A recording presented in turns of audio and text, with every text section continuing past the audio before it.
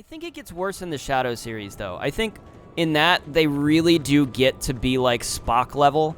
Like, there's a really awkward thing that they do with Petra. Petra from Ender's Game. Which, these books are old enough, I feel like maybe it's okay to spoil them a little bit. If you don't want to be spoiled, I guess, like, don't watch the rest of this. But I'm gonna talk about it a little bit. I haven't read the more recent ones, like Earth Unaware, that series, the, like, prequel series, so I don't know anything about those yet.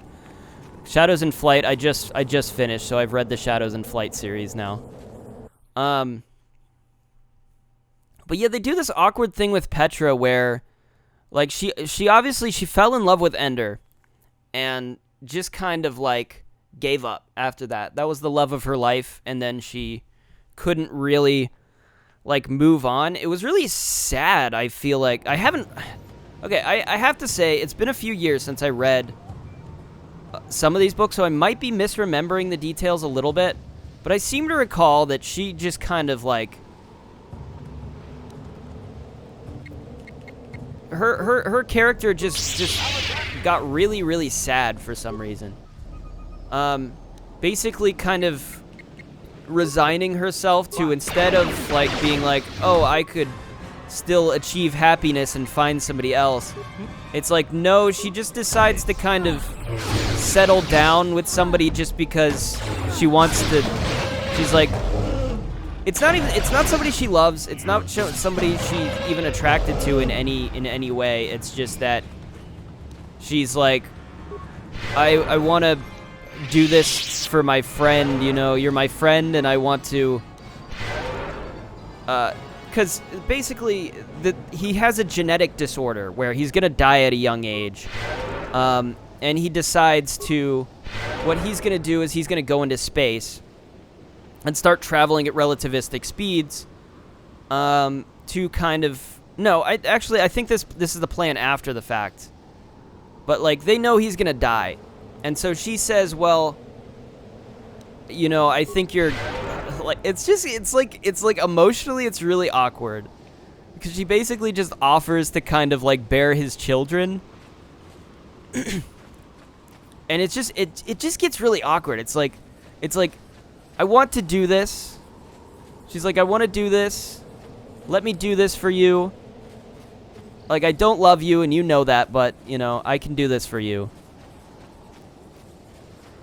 I don't know. It's like, you understand it. It's like, from a logical perspective, it's like, sure, you know, that's nice of you, but it's very, like, awkward. You know?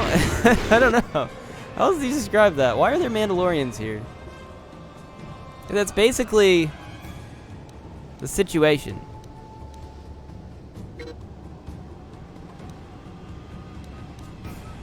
So that happens. So I found that relationship not to be very wholesome. I found that relationship to be very, like, kind of just sad. It's like, oh no, don't do that.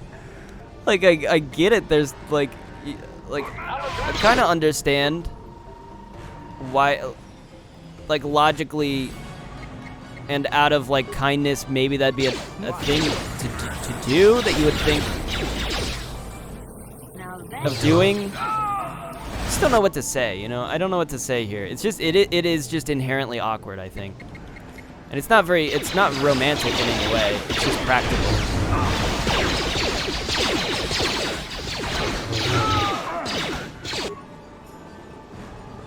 But I do partly feel like it doesn't really give the character of Petra, doesn't really do her much justice. You know, because she's a genius. It's just like, this is what her role has been kind of relegated to. I don't know.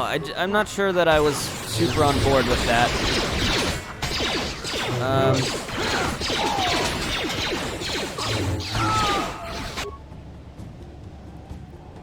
So yeah, I think that was one. I mean, the rest of the book, I don't want to talk about the book without, like, I don't want to imply that it's really bad just because of that.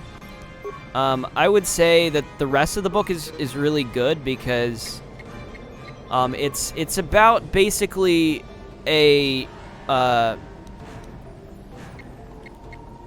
It's basically that there's a world war that kind of breaks out after the battle school kids.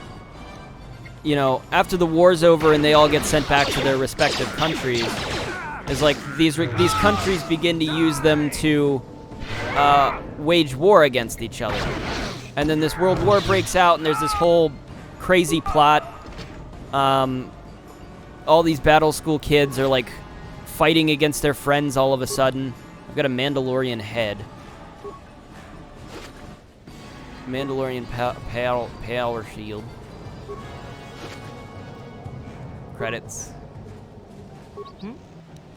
Yeah, it's like a really poignant, I think, like political sort of story that happens, and it's really cool to see how these friends sort of like turn on each other and betray each other, and how they sometimes, you know, they'll show respect for each other on occasion, and you know, but they're still there with the intention of, you know, there's some diplomacy of them talking shit out, and like it's I don't know, it's really good.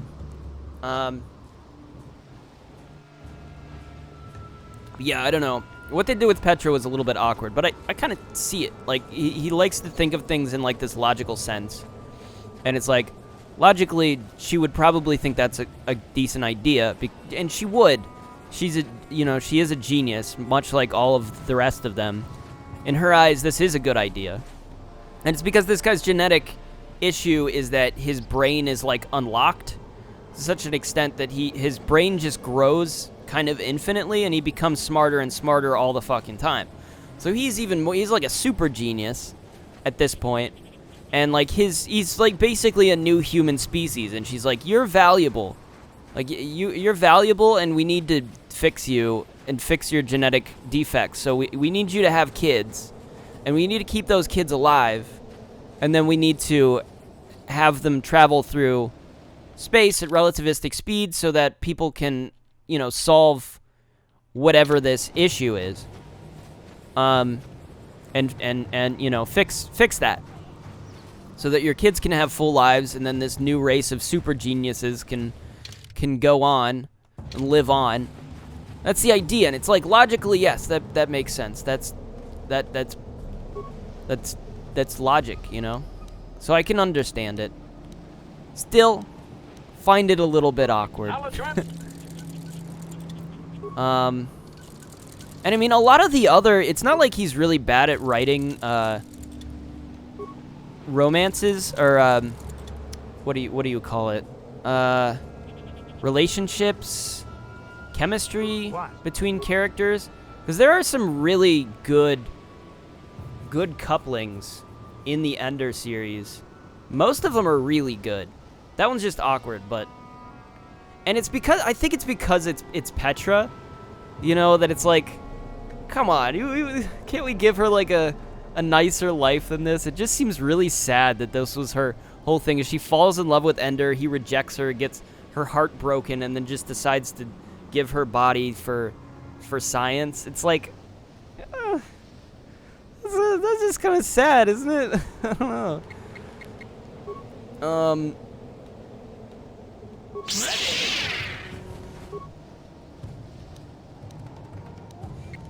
Yeah. But yeah, there were definitely some better relationships. I would note. I mean, Ender's parents have great chemistry. They're fantastic. Especially any story that kind of revolves around them. Or their like early lives. They're adorable. I love them a lot. Then there's obviously Ender and his... Man, I don't know if it's okay to spoil this stuff. I'm talking about this book series. It's been out forever, but I don't know. If I talk about it, I'm like, maybe I'll get people interested in it and they'll want to read it, but then if I spoil it, it's like, then they won't want to read it. Fuck it. So Ender and his wife, she's quite something. Wow, she's a character. I don't want to talk too much about her, but she's She's very fiery.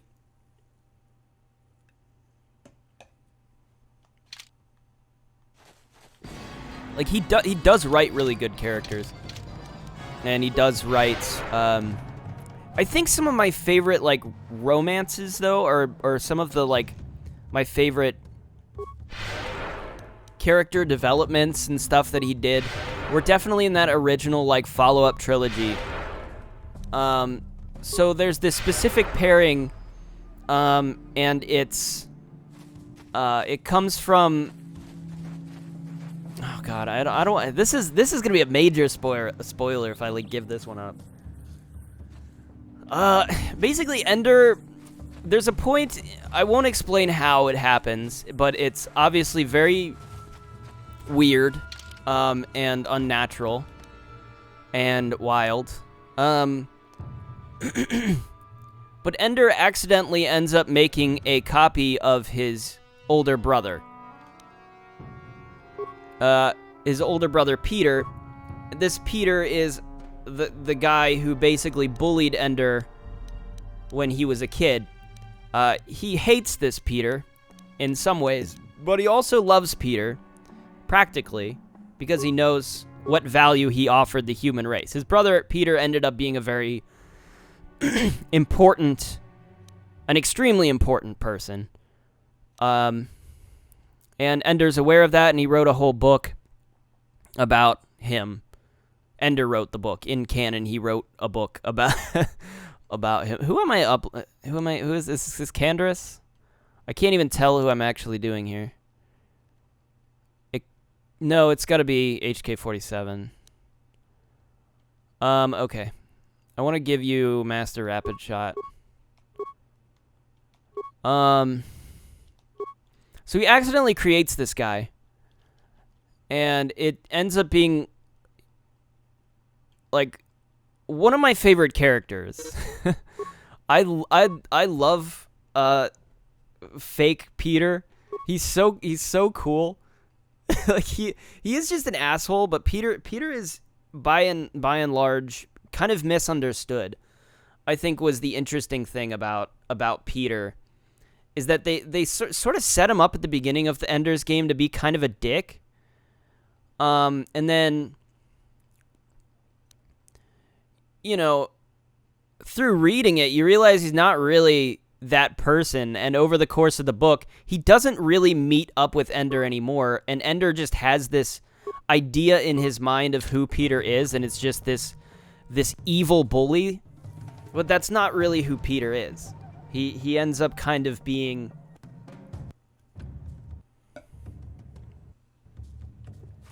very intelligent, but unaware of his inability to really form meaningful relationships. He has an issue where he uses people, and he uses people to get ahead and do things that he wants. Get things out of them that he wants to get out of them. And the problem is they always hate him for it. And that's kind of his ultimate downfall, is like he truly does care. He's a good person at heart, and he wants the best for everyone. It's just that he's unable to really win people over very well. Like, they all kind of hate him by the end of it. So that's kind of the tragedy of Peter, and I've always felt terrible for him, because even in Ender's Game, you see how... Actually, I don't know if this was Ender's Shadow. Did they do that in... They might have actually done that. Because I seem to recall reading some other... Yeah, they might have done this in Ender's Shadow, because it leaned into... Because they had Peter and Valentine throughout the Shadow series. You know, do it. Well, they had Peter. Obviously a very central character to the plot there. Oh, right. Okay, so I want to go for wisdom or strength. I think I'm going to go for wisdom. No, I could go for charisma. I'm going to go for charisma from now on. I think I need it desperately. I'm not going to get a lot of opportunities.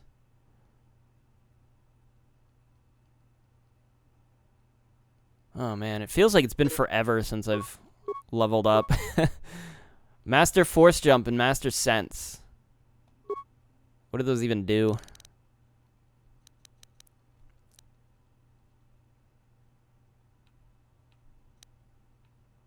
Oh, right. Their connection to the Force, Jedi gains a supreme sense of self and the actions of others.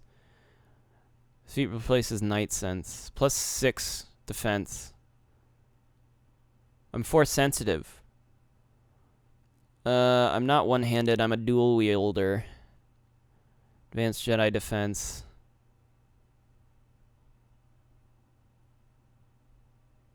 Oh, I should have that, realistically. I'm gonna need Master Power Attack, though. This is probably why I don't have implants, is because I'm like, oh, but I could get... I could get Master Power Attack. It's just gonna be like, do I want Master Power Attack? I think it's gonna be either Master Power Attack or Jedi Defense, because I think Jedi Defense could be really useful. I think that's really useful, actually. I feel like I should be improving my defense.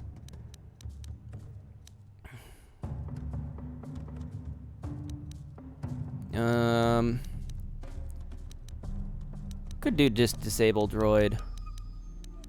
I do like Force Whirlwind, actually. I'm gonna do first Force Whirlwind. Get that going. Okay, what was I saying? Yeah, so Peter's big downfall is that is that he's, you know, he ends up kind of bonding with his sister over the course of this, but the thing is that he used her and put her in a position that she didn't want to be put in, and she hates his guts for it. But he feels over the course of the whole thing that they're changing the world together, you know, that they're bonding, they're becoming very close. And she, at the end of it, you know, she tells him, she's like, no, I fucking hate you, dude.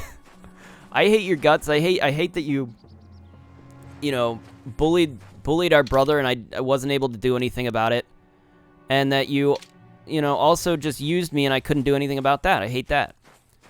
And he's like, he's so thrown off. He's like devastated by that. I thought that was so sad. I'm like, oh, like he really does just like want, you know, to be loved and appreciated for, because he is just a helpful guy. I've always like, I think Peter's like my favorite character. I think he's great. The way he's written is he's just so misunderstood. Is like he's a good dude at heart. It's just that he you know, does the right thing, but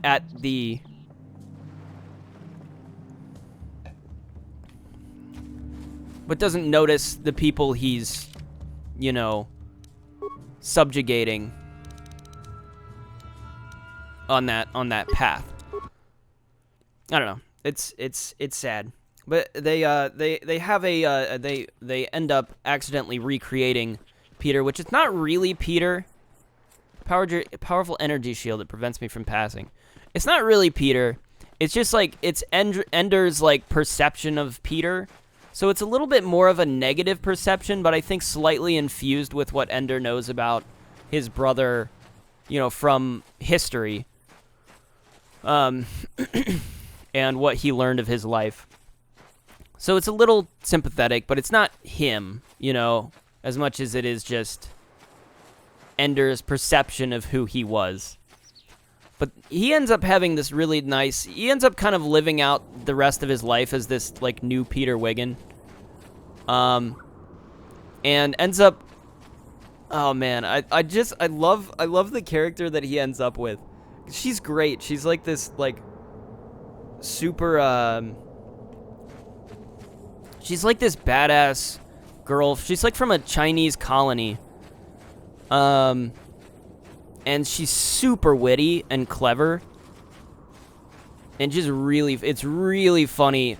Because I didn't think they were going to go to this place when they did this. Is they bring this when she meets Peter for the first time, Peter's like this really cynical asshole. And he just says shit that pisses everyone off. But she's able to kind of go toe-to-toe with him and, like, you know, throw it back in his face. And it's just the funniest shit to like, watch them banter. But it's like they absolutely despise each other, you know?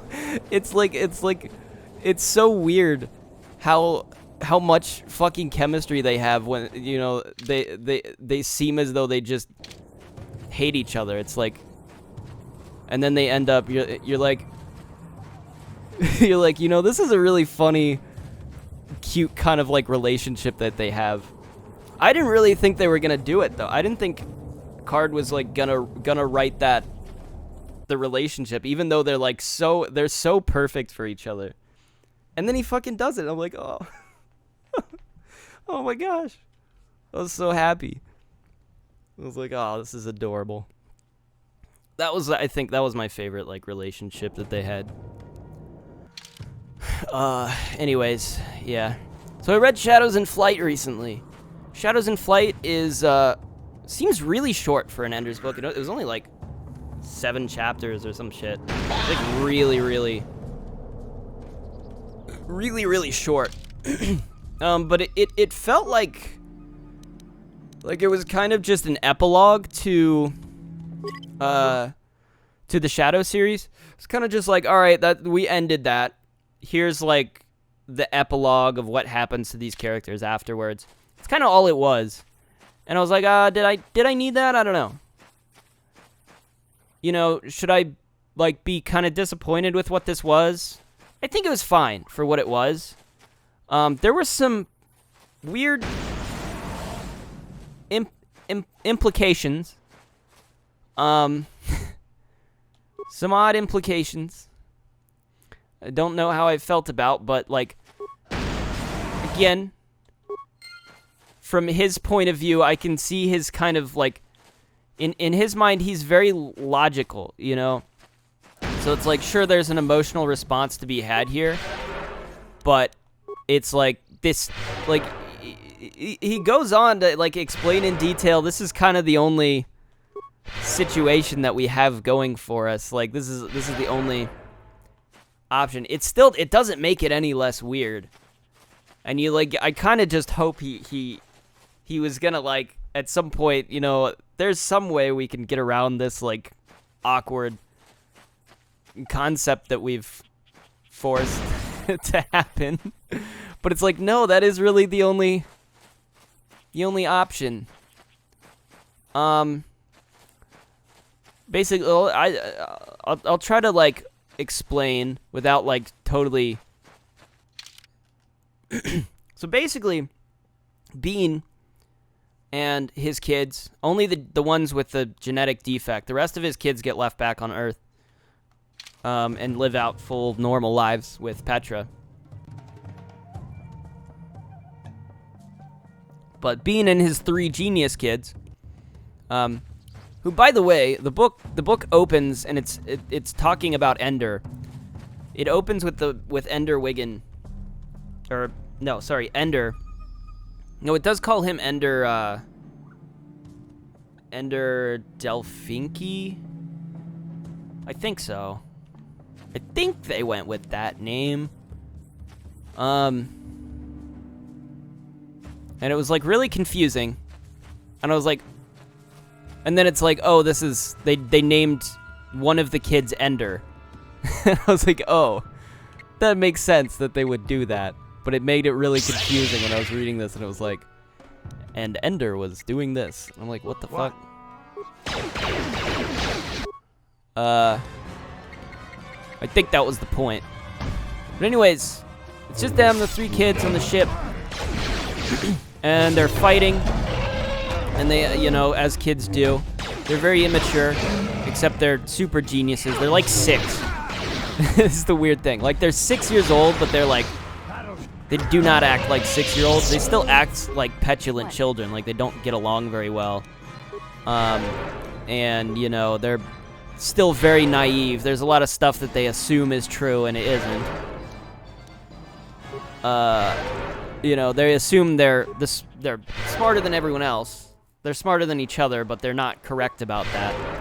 They have trouble kind of understanding that they're all equally as smart as each other. But yeah, basically, once they've traveled so far in space, you know, everybody, it's been generations and nobody's no longer working on a cure for them back on Earth. So it's just up to them to sort of figure it out on their own, but they have no leads and they don't know what to do anymore. So what do? They come across like an alien spaceship, they explore it. But it ends up being that the ultimate plan is that they were being decided to aim them to a planet so that they could kind of, you know, start. See, I told you it's awkward. They're gonna start their new race, and they're gonna live out on this planet, right? And so there's obviously the implication that gets brought up, and they like have this discussion. They're like, wait a minute, we can't do that. That's disgusting. And he's like, oh well, we'll use. Like, they're going to use... It doesn't make it much better, because they say they're going to use the artificial wombs in the ship, which I wasn't super understanding the implication here. Because it's like, okay, they have artificial wombs, and he's like, so you can use those for at least the first generation. And I'm like, okay. So is he saying that the artificial wombs have the ability to, like, they can reproduce without the egg, or do they still need, like, an egg? Does the womb just carry the baby? Is it like artificial so that there's no sex involved, but they still need an egg and an ova and a sperm? Or like, what is the science here? He says they could use that for one generation. And the implication kind of seems to be that he's just saying, oh, you guys don't have to, you know? As if that's the issue. It gets weird. I don't know. Logically and scientifically, though, it doesn't make sense either. What is your business here, Offworlder? Oh God, I don't know if I should have brought this up on this episode. Who are you?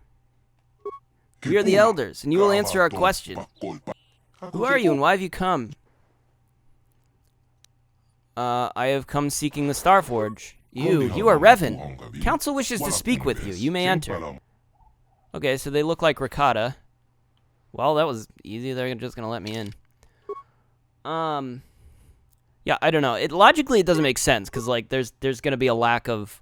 Well, here is the issue: is that they're technically half siblings. So I don't know if that makes much of a difference in the variation, but I think that was maybe part of the point is why they're all half siblings. But part of it was also so they'd be born at the same time. You know, that was the more logical reason.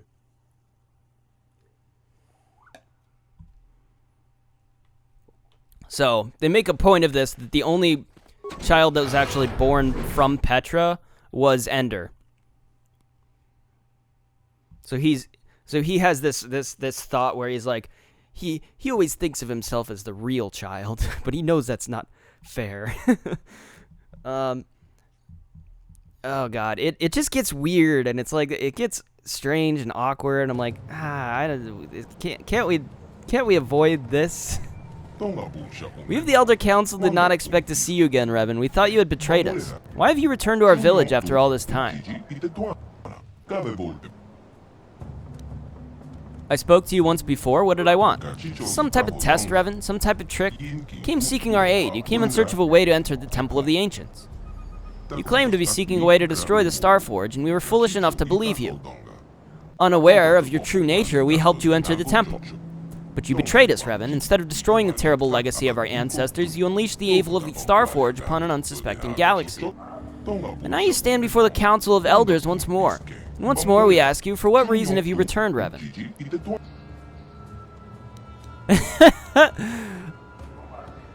I need to get into the temple so I can destroy the Starforge. That's so funny. It's true, but it's gonna sound like such a stupid lie. I'm sorry, I have no memory of our last meeting. Do you think we are fools, Revan? Do you think we have forgotten how you lied to us last time? Why should we believe you now? My mind was destroyed. All my memories were lost. It changed me. I'm not who I once was. They say that the experiences of our past define us and make us what we are. If it is true you have lost your memories, then perhaps you are changed. But how are we to know this is not some trick, Revan?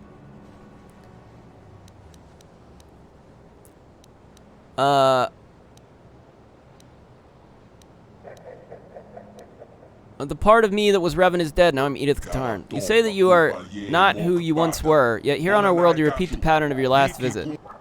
Like the last time you've crashed here, like last time you've come seeking our help. How have you changed, Revan?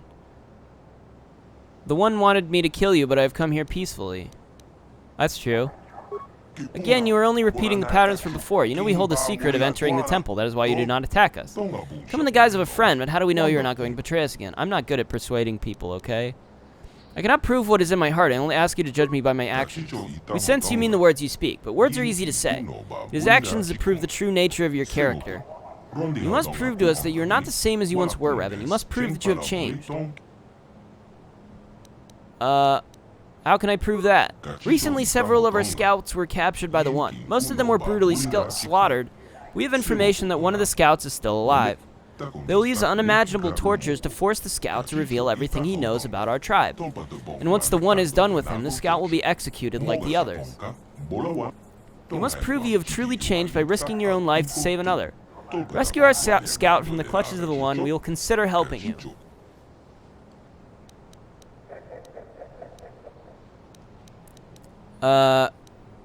Maybe I can negotiate with the One to release your hostage. We would prefer if you could find some way to save the prisoner without bloodshed, but we don't believe that will be possible. The One does not like to negotiate. Yeah, I'm very bad at negotiating, so it probably won't work. So if I save the prisoner, you'll help me. Risking your life to save the prisoner would show us that you are sincere about making amends for the past. Okay, I'll help you, but I have some questions. We will tell you what we can, Revan. I have questions about you, your tribe, your history, the temple. You should speak to Osra, the Keeper of History. He's located near the Great Computer on the far side of our enclave, but I will do my best to answer your questions. Tell me about your tribe. We are the Elders. Our ancestors were the priests of the Infinite Empire, the guardians of the temple, and the keepers of technology.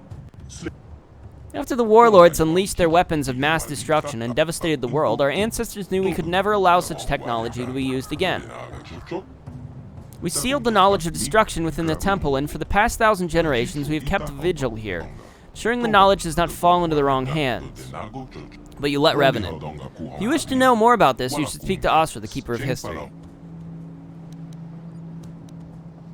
I have more questions about your history. Speak to Osra. He's located near the Great Computer. I want to learn more about the history. Our history is a long one, but it is also one filled with bloodshed and sorrow. Once the Rakata ruled all the known galaxy, but our Oh, I'm sure that's true.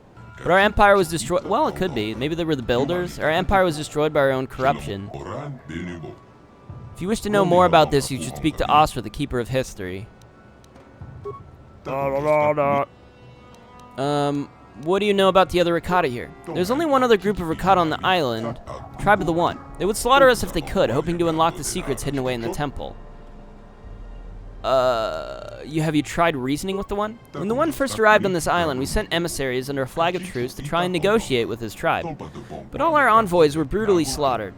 We do have the technology to destroy the One and his followers, but if we kill them all, then we only prove that we have learned nothing over the past 20,000 years. The One is mad with power.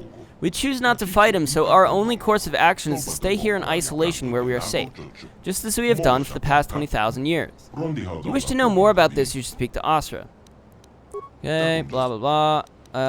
What do you know about the Temple of the Ancients? The temple is a sacred place, but also a place of great danger. Within its walls, the terrible secrets of our ancestors have been locked away. We ourselves can no longer enter the temple, Revan. We do not have the power of the Force. You can enter with our help.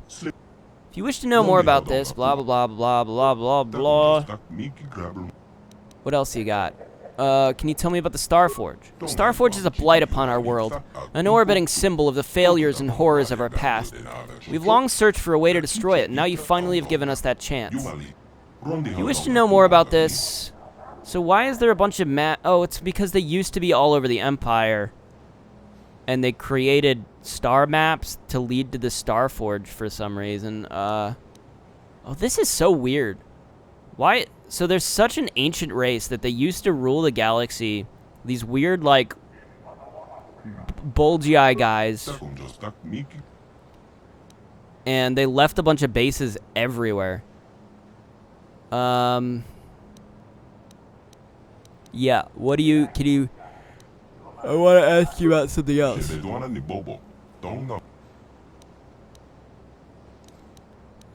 Do you know how to disable the disruptor field that caused my ship to crash? The disruptor field is one of the ancient defenses of the Star Forge. A great generator within the Temple of the Ancient seals it.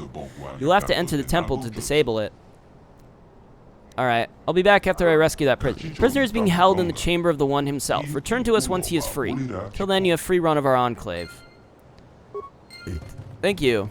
These guys could just kind of... Yes, Raven, is there something you need?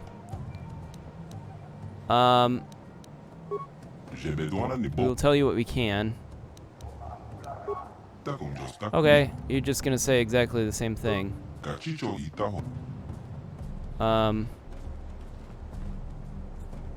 Yeah, I guess they're all the same. Yeah. Overall, it was a really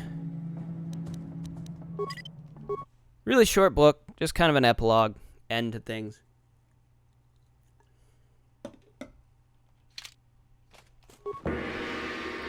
It left things off on kind of a weird note. That's okay.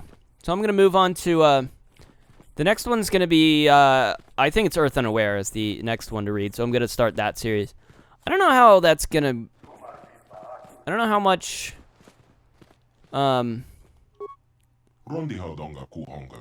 Researcher Lawa. You've returned at last, Revan. I was beginning to wonder what had happened to you in the temple. You know me? We had met previously when last you entered our enclave, many years ago. You inquired as to my research then as well. You came here and gained access to the temple and were never heard from again. Some thought you might have betrayed us to the others, but they were never able to penetrate our defenses. But if you will help us now, then the time taken is nothing. Is there anything else you require? What are you doing? What am I doing? You mean the purpose of my research here? Yeah. What's your research? You may have heard from our historians. In our distant past, we melded technology and the Force to create truly wondrous effects. We guided ships across the galaxy using our power and incorporated its use into all aspects of our society. But something happened somewhere. What happened? There are a variety of theories on what happened. Perhaps we became immune to the effects of the Force from overuse. Perhaps our breeding habits rendered our species insensitive to it over time. None truly know. The only discernible result was that we could no longer command the Force as we had. Its power had escaped us. With its loss, our technologies could no longer hold us as far above the subjugated races we ruled, and our empire began to crumble. The races we subjugated rose up. Plague swept our worlds. We could do nothing against all these calamities. In the end, only the members of our race left here on our homeworld survived. So what is your research, then? Every once in a while, there's an individual born who has an affinity for the Force. Maybe not the ability to use it directly, but at least the ability to remain open to it. I believe this is a sign that whatever genes our species had that gave us the ability to use the Force are not completely gone. Perhaps when the ancestors of the current tribes fled beneath the surface, some retained this trait. We've been working for years to isolate this gene in an attempt to resurrect it in our species as well. We of the Elders do not have Force sensitivity ourselves, but by harnessing the genetic structure of other tribes, we hope to be able to breed the gene back into our species. Oh, okay. You're capturing prisoners for their genes. You make us seem like monsters. Truly, we are not. We capture them, yes, but only because the tribes have become extremely xenophobic and their millennia trapped on this world. They would not aid us willingly and killed our messengers when we asked. That does make sense. Yes, I would believe that. We believe that if we get a large enough genetic sample, we can reintroduce the recessive Force-sensitive genes back into our people, allowing us to once again access the heritage of our past. Heritage, you mean the temple? Yes, the temple. It can only be entered by those sensitive to the Force, so it has been barred to us for ages. What we may find inside will allow us to lift the other tribes out of the barbarism into which they have fallen and restore us as a productive force in the galaxy.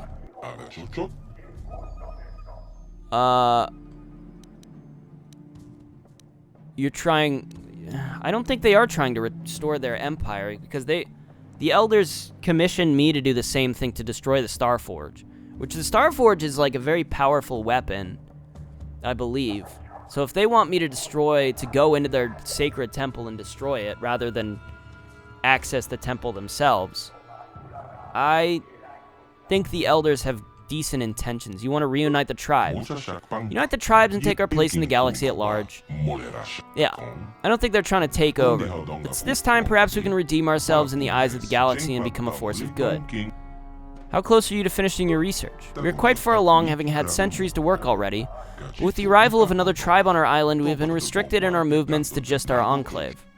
We have captured a few of their warriors, but the one that really interests us is their leader, the One. The One, what's special about him? Those with the genes we seek seem to be marked with a destiny that caused them to rise above others as we did as a species early on. In hearing the stories his warriors tell of the One, we believe that he may hold some of the genes we seek. He may be nearing force sensitivity. Fortunately, he and his people are much too aggressive and violent for us to ever get close enough to study him. His corpse would not do either, as only a living, working body is of use to us. Maybe in time, though, the differences between our peoples will lessen enough that we may study one another and gain the information we need. It kind of is. I don't know if it's a eugenics program. Well, I don't know. Does eugenics just mean... Because when I think of eugenics, I think of, like, the Nazi program to make the perfect race, you know? That's what I think of when eugenics, but it could just describe, like, you know, kind of... I guess that is the same thing, isn't it? It is the same thing. They're trying to make they're trying to get the proper genes so that they can make their race force sensitive again. But it's a little different contextually, you know? It's not like they think they're inferior now because they don't have access to the Force, and they, you know, like, it makes sense. I think there's a less of a, like, morality issue. They're not trying to... Anyways, I don't know why. God damn it. Well, I don't know why I'm going into that. I don't really have that much issue with it at the moment. I don't see what could be wrong with that, because they're not saying, oh, we're going to kill off everybody that doesn't have Force powers. Although it is... I don't know. They're taking prisoners and experimenting on them, which is a little iffy. But at the same time, I can see why they don't have much other choice, because they've tried to just talk to them, and it doesn't work. So, you know, if they're trying to ultimately... I don't know. I'm gonna... How could I help with your research? What kind of information do you need? Genetic data on drifts and changes over the many millennia we have been here. Specific data on exceptional individuals. If only we had access to the knowledge of our ancestors. They must have known much more than us. They had a much greater population sample to work with. I believe that in the temple there may be the information we seek. Perhaps in old archives or scrolls, maybe even in an ancient computer, if any is still functioning. This information would help us greatly in our work, and we would be very grateful to you for it. Is there anything else I can help you with? What do you know about the temple? It's ancient, that we know, and it is guarded by advanced technology that only Force-sensitive races can penetrate. Recently, with ships coming and going from it, similar in design to ones that came at about the same time you did many years ago. Other than that, we do not know, although we would dearly like to find out. Is there anything else I can help you with? I have to go now. Very well then, come and go as you please. Alright, did he just give me a quest? Yeah, he did. Discovered that the Elders are researching the genetic history of their people in an attempt to make them Force-sensitive again. They believe that this will allow them to peacefully re-enter galactic society. They think that there may be information stored in the temple that could help them. Alright, I'll consider helping them out with that. I don't know. Doesn't seem that malevolent to me. Seems fine.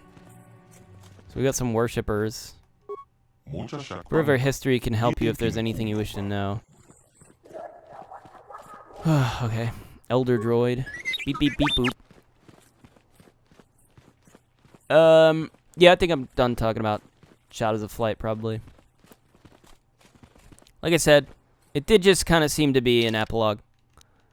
Not really meant to be kind of a full storyline. But it's been a long time since I've actually read an Ender book, so it was a little like disappointing to be like, oh, that's all that was. You know what I mean? But I'm really excited to read Earth Unaware because I don't really. It apparently has a co-author. The only issue is like I don't know how interesting that storyline is because I kind of when you already know like where things end up, it's like how much can you really surprise me here? You know, how much can you really surprise me with this storyline? Like I'll have expectations about what's gonna happen because I already know because I've seen everything that comes after.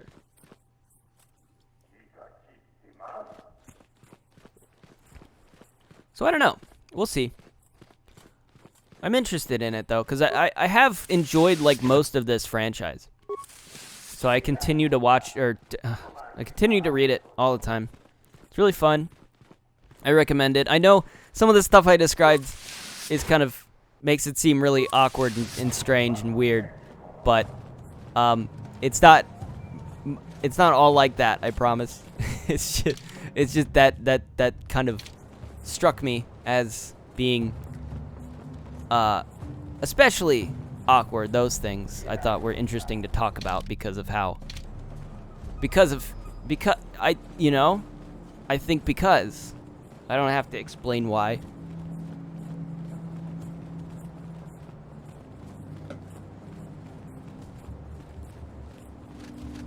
But I think when you're dealing with the situation that he's describing, it's a very desperate one. So like I can kind of understand where they're going here is like yeah, that is all they can really do. You know, and I even, you know, I thought about it and I was thinking about it. I was like, is there any possible chance that they could find other people? And the first issue with that is that the gene that they think, like, I think it's very recessive, first of all. Like, because only 3, like, I think he had, like, 10 other kids, and, none of them were special, but these 3 were. So I think it's, like, it's a recessive trait, which means that if they breed with other people, like, they're more likely just gonna lose that anyways. So, I think that's part of it. And it's just like, realistically, there is no other option unless by just pure chance some other ship just crashes down out of nowhere and just shows up. That's the only time, and I don't think he generally likes to write sweeping coincidences like that. That just doesn't happen in his books very often. So I don't think he would do that. It would seem especially cheap. You know, I think he wrote himself a little bit into a corner is part of the problem, and then he's trying to, like, justify, well, it's their only option, okay? It's the only thing they can do. And I'm like, yeah, I know, I guess. Like, it's just, I don't like it. Greetings once again, Revan. I'm glad that you have returned. I couldn't believe that you had betrayed us, despite what the council said. Who are you? My name is Orsa. I'm the Keeper of History for the Elders. Last time you were here, you had many questions for me. The Council told us all about the destruction of your memories. But still, I had hoped you might recall something of our past discussion. I wish I could remember, but I don't, sorry. There's no need to apologize. It just pains me to know that all you had learned from me has been forgotten. Still, I'd be happy to instruct you again. Actually, I do have a few questions for you. Yes, of course, although you must forgive me if some of this starts to seem familiar. After all, we did go into the history of the Rakata at some length the last time you were here. I'll do my best to enlighten you with the knowledge I hold. What subject do you wish to learn about? Tell me about the beginnings of the Rakata Empire.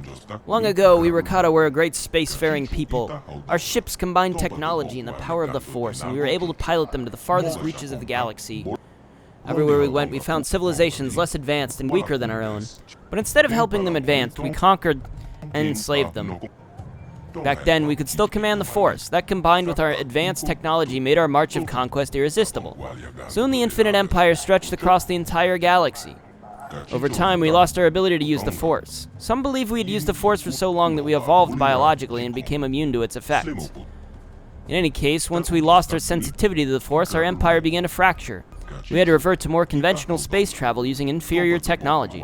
Our ultimate collapse was inevitable. How did the Rakata Empire collapse? Long ago, all the species bound down to us, but we were a corrupt people, and in our fall from glory, there are terrible lessons that must be learned. The Infinite Empire was built on slaughter. It was inevitable it should collapse upon itself. War, plague, and slave rebellion forced us to retreat back here to our hidden home world. Here, conflict among power-hungry warlords escalated into full civil war. Terrible weapons of mass destruction were unleashed, driving most of the Rakata far beneath the earth for shelter. The devastation ravaged the world. Our people were scattered, our cities leveled, our very existence all but erased. The glory of the Infinite Empire is now nothing but dust and bones. In the past few thousand years, small bands of Rakata have begun to return to the surface, but they are primitive and superstitious creatures. Only we elders remember anything of the true past.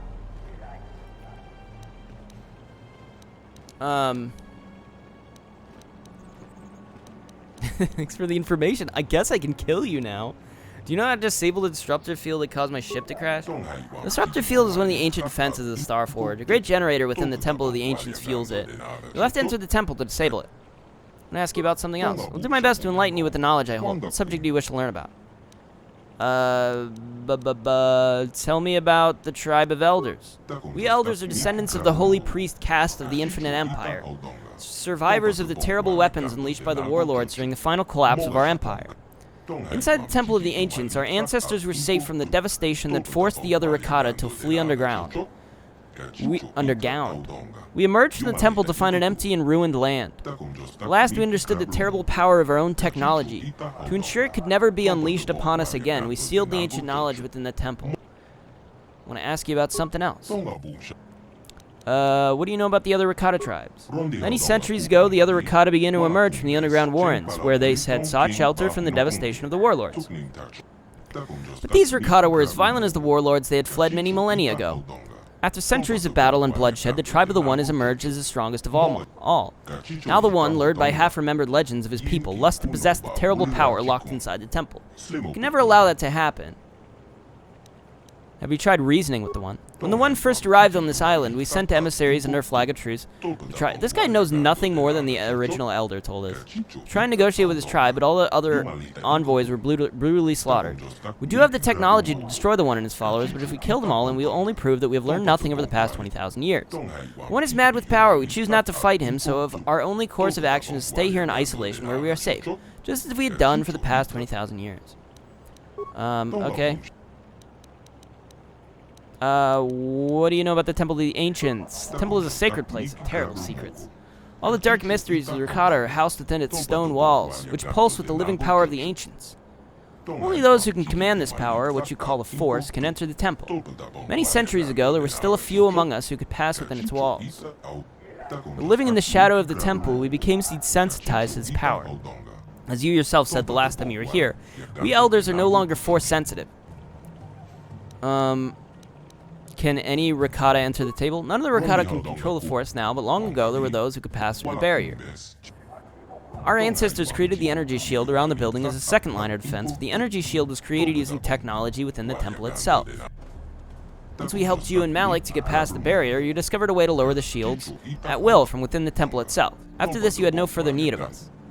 The once hallowed ground of the temple is now overrun with the followers of Malik who can command the Force, those you call the Dark Jedi. Okay. Tell me about the Starforge. Much of our knowledge of the Starforge is lost. It was built during the height of the Infinite Empire, long ago. All we know now is that it casts a terrible shadow across our world. We elders have longed to destroy the Starforge for many generations, to cleanse ourselves of its evil presence. We have neither the knowledge nor the capability. When you and Malik last came here, we saw you as saviors. We let you into the temple so you could destroy the Starforge, but instead you harnessed its dark power for yourselves. You awakened a dormant evil. Your fleet helped spread the corruption of the Starforge throughout the galaxy. Now you return as our last hope to stop what you once started. Okay. True. I have to go now. Of course, you have much to do and little enough time to do it, but if you ever have any questions for me, I'll be happy to try to answer them. Thank you, my friend. I'm gonna talk to Canderous real quick here. Yeah, what do you want? What are your thoughts now? This thing with Alright, he's never gonna sort Is out there his thoughts something with else? Jaggy. It's just not gonna happen. Tell me about when you worked for Davik. Working for Davik was like driving a spike through the side of your head. Sure, you got something new in there, but in the end, you've lost something as well. Beating up people who wouldn't or couldn't pay, strong-arming his competitors, killing who he said. It was busy work, nothing decent.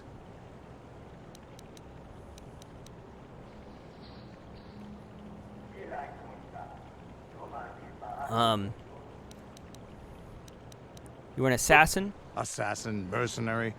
Those are names people give guys like me who do the killing to make us seem better or worse in their eyes. I've killed many people. I can't say I'm proud of it, but I have. Criminals, competitors, businessmen, police, women, children. Jedi were a better challenge, but they hardly ever poked around in the Undercity. Until you came along. But I never wanted to challenge you. Never felt the need. Maybe I knew I couldn't win, just like all those years ago.